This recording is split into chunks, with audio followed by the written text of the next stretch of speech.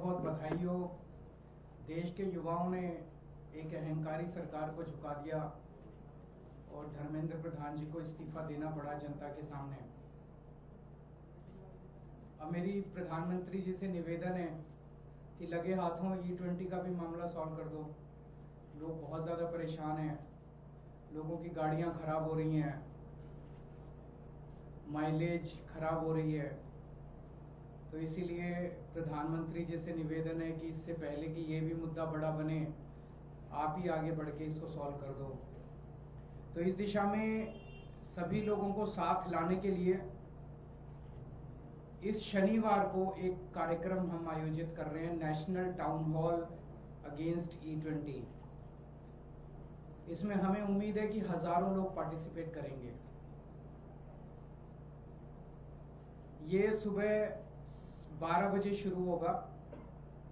जो लोग दिल्ली और आसपास के शहरों के लोग हैं जो फिजिकली आ सकते हैं, वो कॉन्स्टिट्यूशन क्लब में पहुंचे, 11:30 बजे तक पहुंच जाएं।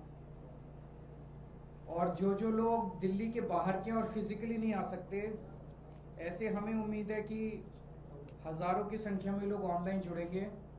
ऑनलाइन जुड़ने के लिए एक फ़ोन नंबर है 8588883212, 8588883212। इस नंबर पे व्हाट्सएप कर दीजिए।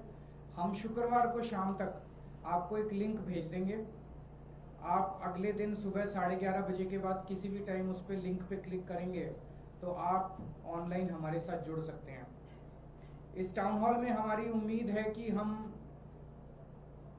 इस इशू पे इंटरेस्ट रखने वाले सभी एक्सपर्ट्स को, सभी पीड़ितों को, जो लोग दुखी हैं इस मुद्दे से, जिनकी गाड़ियां खराब हो गई हैं, जो इस मुद्दे में इंटरेस्ट रखते हैं, एक्सपर्ट्स हैं, सब लोगों को एक प्लेटफॉर्म पे लाके सबको बोलने का मौका देंगे।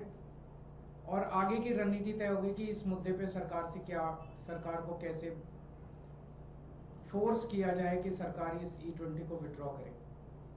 तो मेरी लोगों से विनती है कि ज़्यादा से ज़्यादा संख्या में इसमें पार्टिसिपेट करें। फिजिकली आना चाहें फिजिकली भी कर सकते हैं और वर्चुअली आना चाहें वर्चुअली भी पार्टिसिपेट कर सकते हैं।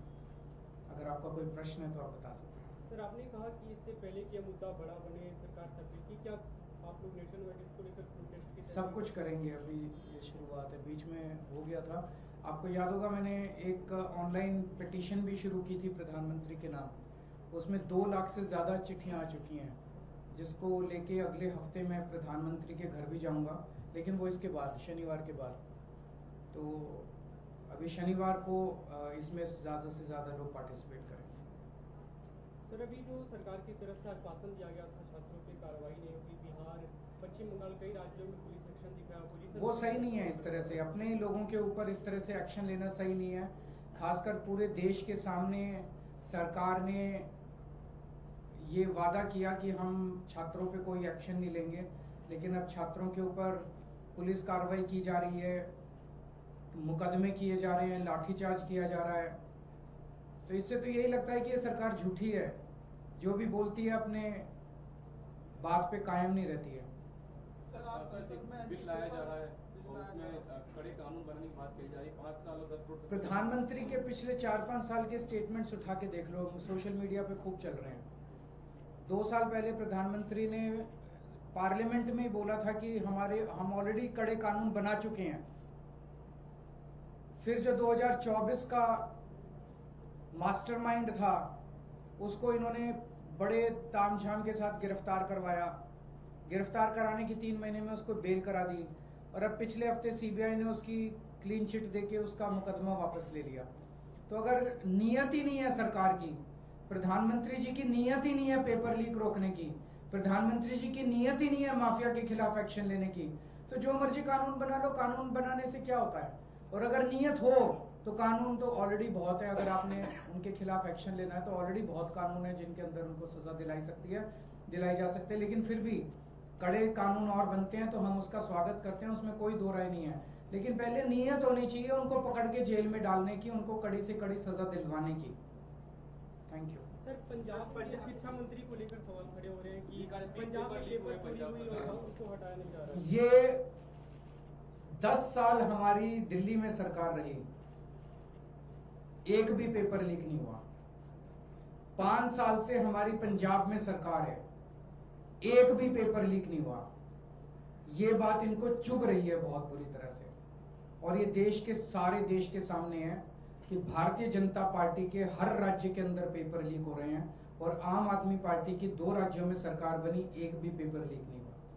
ये जिस पेपर के बारे में आरोप लगाया जा रहा है, 2 सेंटर्स के अंदर कुछ बच्चे स्मार्ट पेन लेके अंदर चले गए, स्मार्ट पेन के जरिए उन्होंने बाहर पेपर की स्कैनिंग करके फोटो बाहर भेजने की कोशिश की, ताकि बाहर से उनके आंसर्स आ सकें।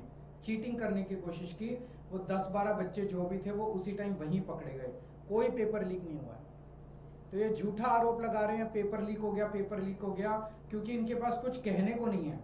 आम आदमी पार्टी की पंजाब सरकार में, जब हमारी 2022 में सरकार बनी, उसके पहले वाले साल में 27वें नंबर पे था पंजाब शिक्षा के क्षेत्र में, 27th नंबर। आज नंबर 1 आ गया केरला को पीछे छोड़ के।